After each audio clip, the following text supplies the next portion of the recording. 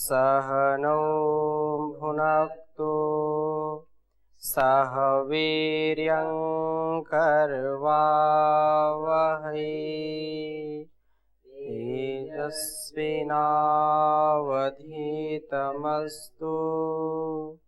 मा विद्विषावहै। ओम शांति शांति शांति। वैदिक जीवन पद्धति की इस कक्षा में आप सबका हार्दिक स्वागत है, अभिनंदन है। आज हम एक नए विषय को लेकर के आपके समक्ष उपस्थित हुए हैं और जो भारतीय संस्कृति का प्राण है, यदि भारतीय संस्कृति में जो उसका वैभव है, जो उसका उत्कर्ष है,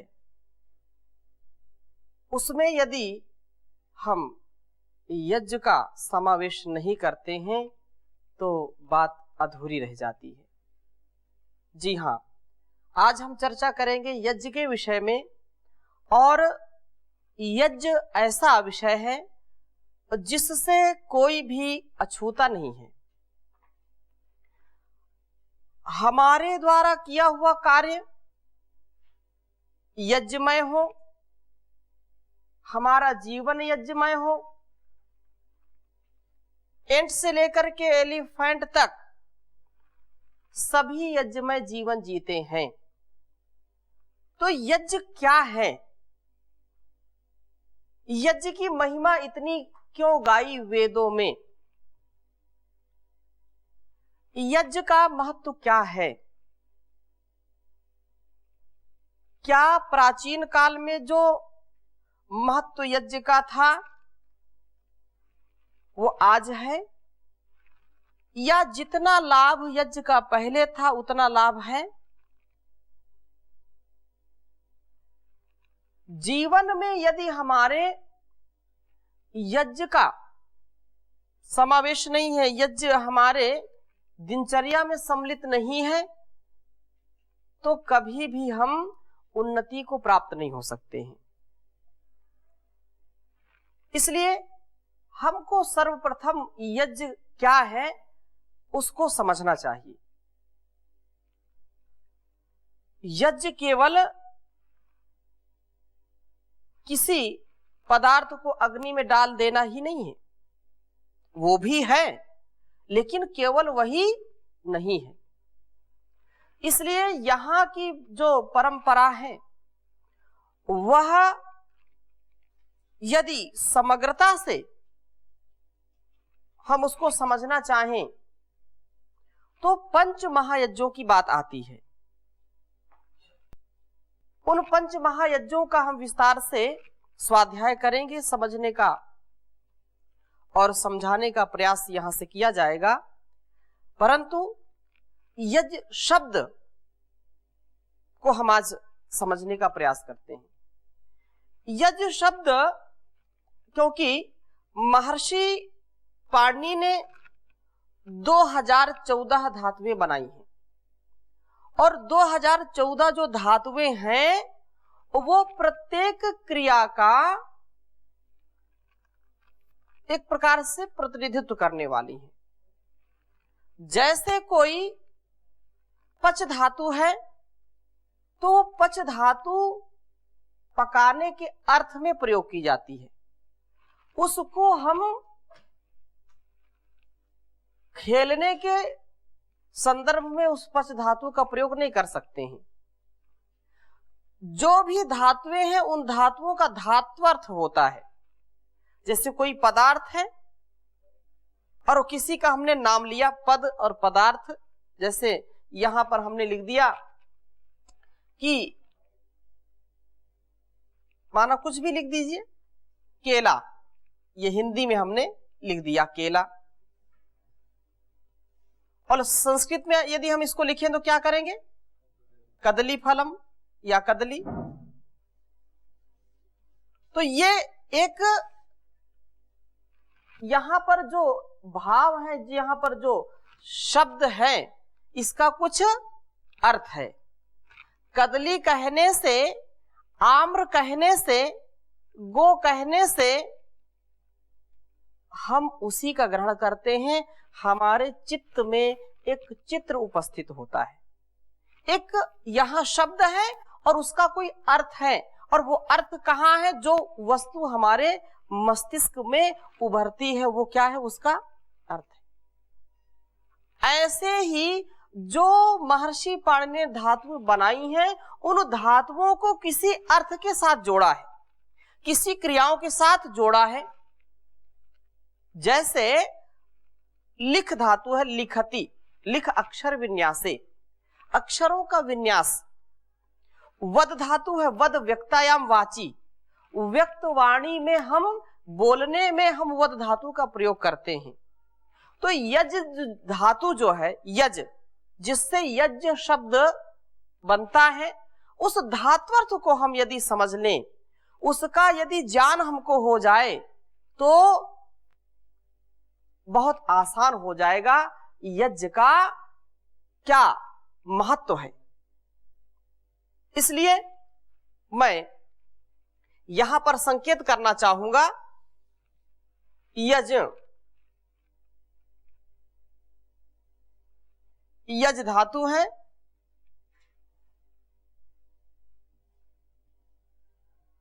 यज देव पूजा संगतिकरण।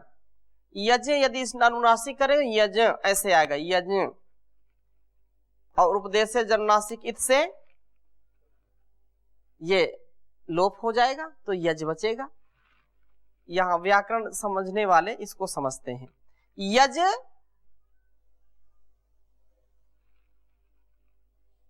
देव पूजा,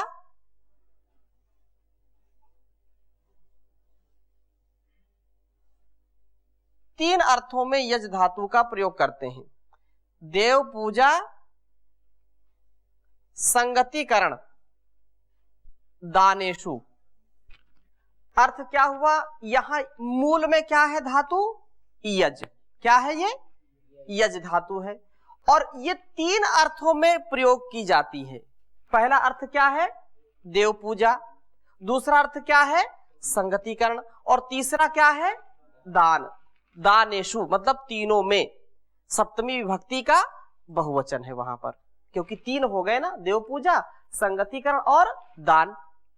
तो ये यज धातु तीन अर्थों में प्रयोग की जाती है, जिसका अर्थ क्या है? देव पूजा है, संगतिकरण है और दान है। अब यहां पर हम विभाग करें, देव पूजा का हम विभाग करें तो देव क्या है? जो हमको कुछ देते हैं। हम व्यवहारिक अर्थ इसका करें, जो हमको कुछ देते हैं उनको देव कहते हैं। माता पिता गुरु आचार्य से हमको कुछ मिलता है, हमारा जीवन मिलता है, हमारा भरण पोषण होता है, हमको पुष्पित पल्लवित करते हैं, हमको इस जहान में महान बनाते हैं, हमारे ज्ञान को बढ़ाते हैं, ज्ञान में अभिवृद्धि करते हैं, हमको हर प्रकार से संभालते हैं। इसलिए उनसे हमको बहुत कुछ मिलता है, वो हमको देते हैं, इसलिए वो क्या है? देवता है। और उसमें भी दो कैटेगरी हैं, दो विभाग हम कर लें, क्योंकि एक तो जिनसे जन्म मिला और जिनसे शिक्षा मिली वो हमारे देवता हो गए। दूसरे जो जड़ देवता हैं, प्रथम तो ये चेतन देवता हो गए। देव पूजा में देव क्या है? पहला देव क्या है? माता पिता। इसमें ऐसा कर सकते हैं आप, पहला देवता है जो हम उसको करते हैं चेतन देवता। क्या करेंगे? चेतन देवता।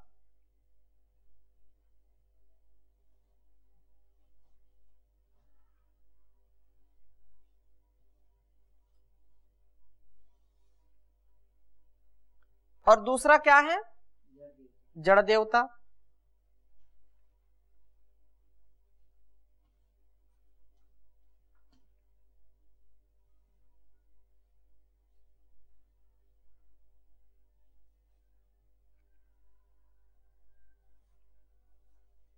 जड़ देवता।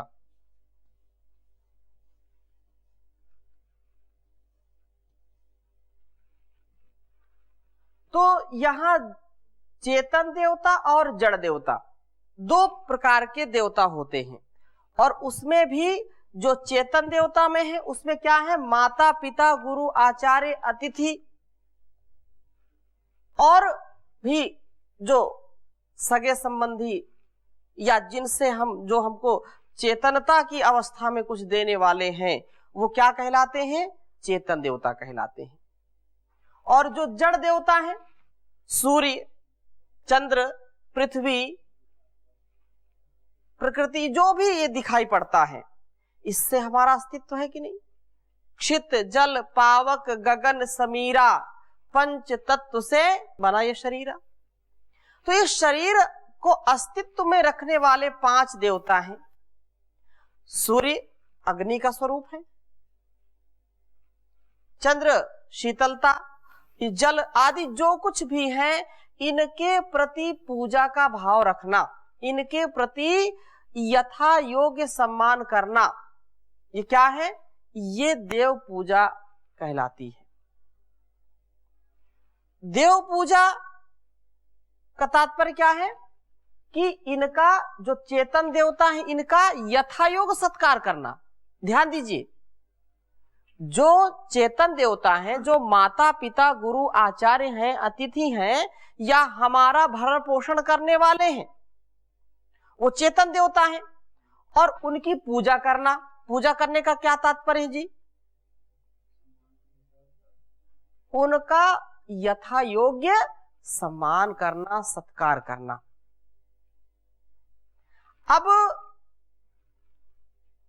इसका चिंतन हम करें, क्या माता पिता गुरु आचार्य की हम पूरी निष्ठा से सेवा कर पाते हैं। वो काल ऐसा था कि जहां पर माता पिता ने एक बार कोई आज्ञा दे दी और उसको पूरे जीवन भर निभाना, अपनी कोई इच्छा नहीं रखना, और वो सफल जीवन माना जाता था। माता पिता की आज्ञा का कोई भी उल्लंघन करता नहीं था।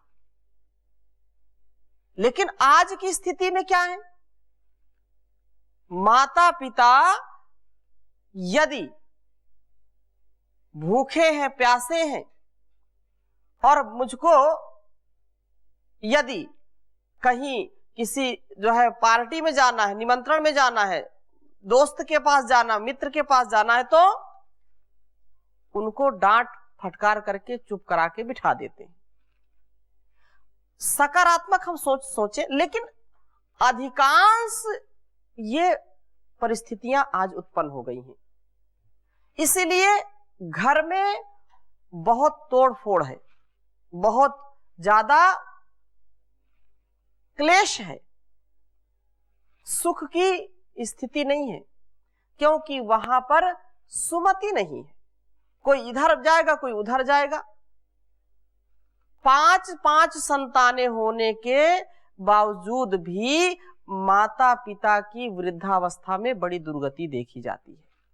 क्या कारण है जी, क्योंकि ये जो हमारा यजनीय कार्य था उसको हम भूल गए, उसको हम भूल गए।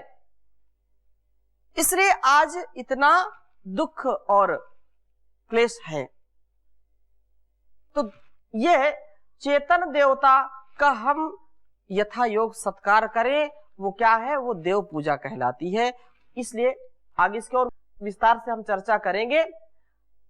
ये चेतन देवता के विषय में हो गया।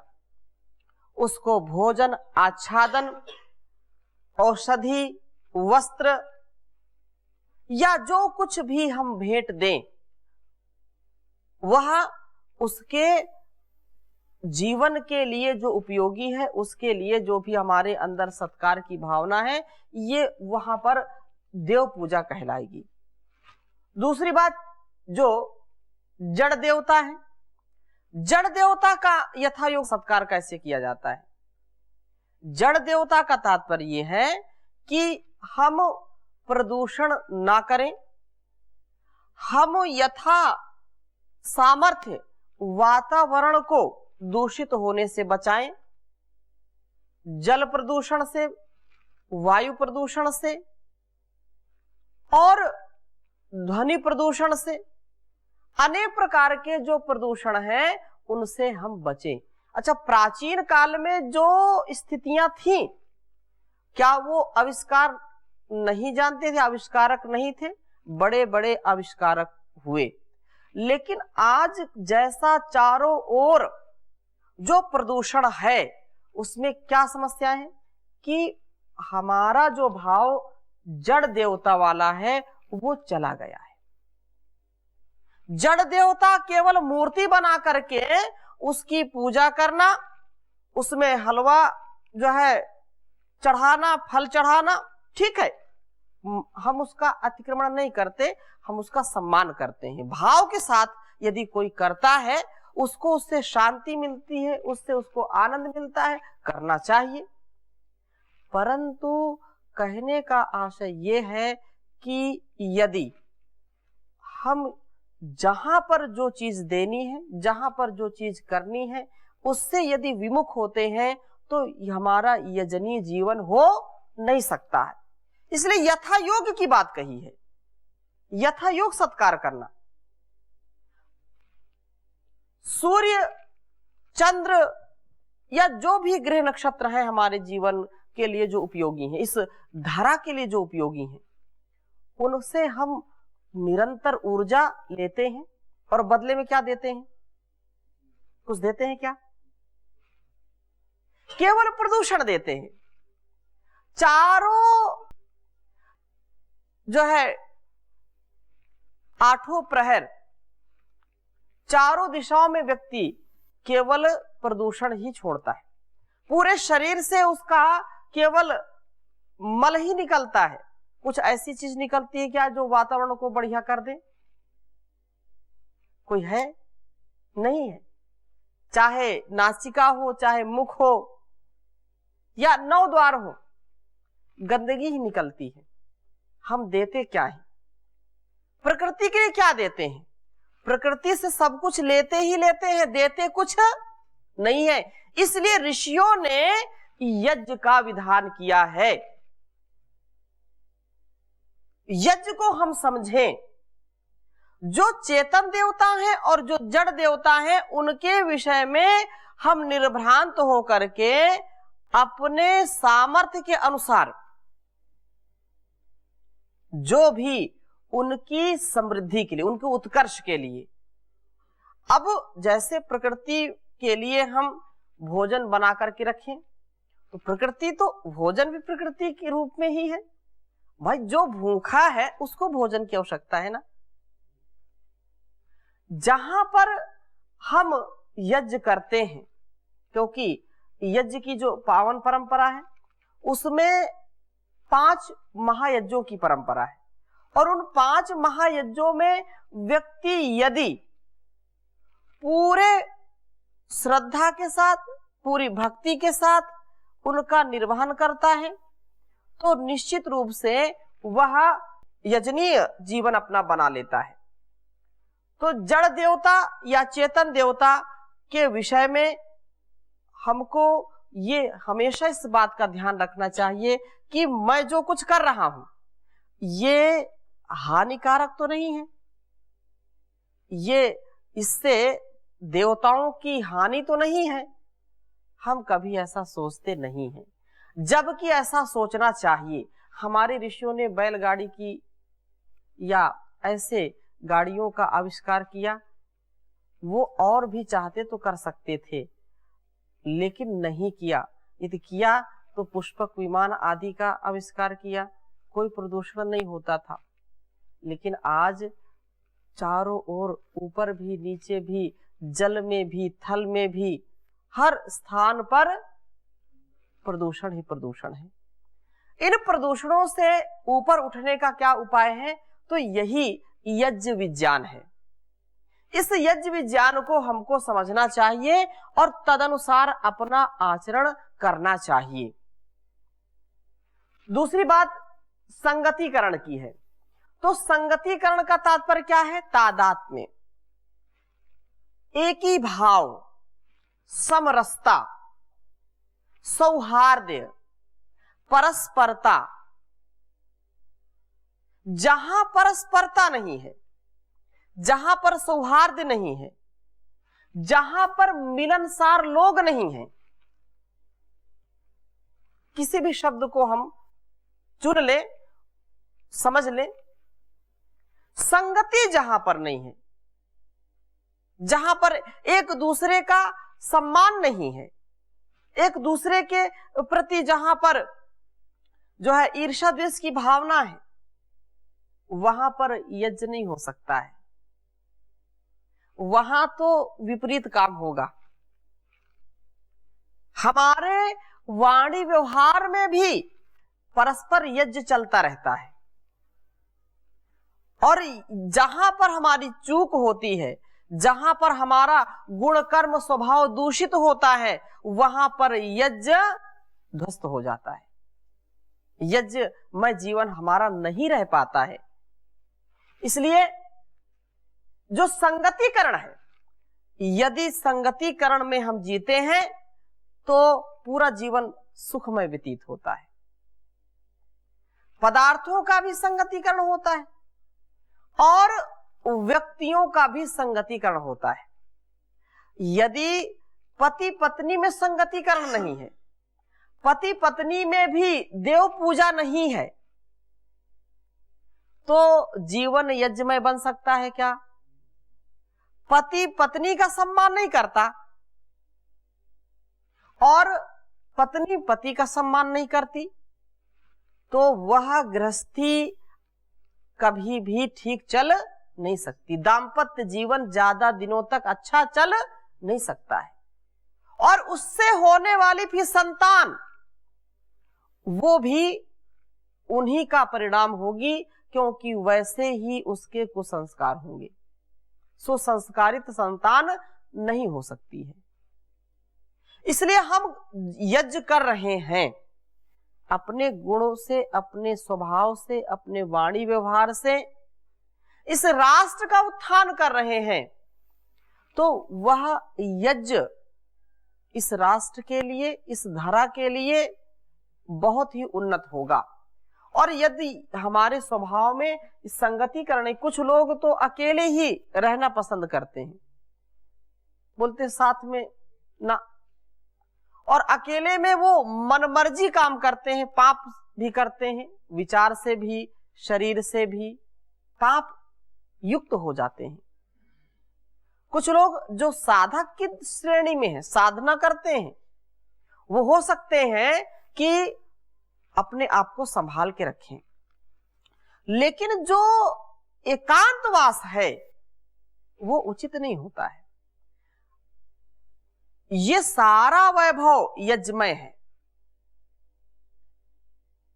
छोटे से जीव से लेकर के बड़े जीव तक, छोटे से अणु परमाणु से लेकर के विशाल ग्रह नक्षत्र तक, ये सब क्या है?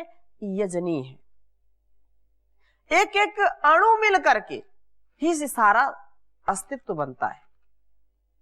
ये पूरा जो भवन है, ये एक एक ईंट मिल करके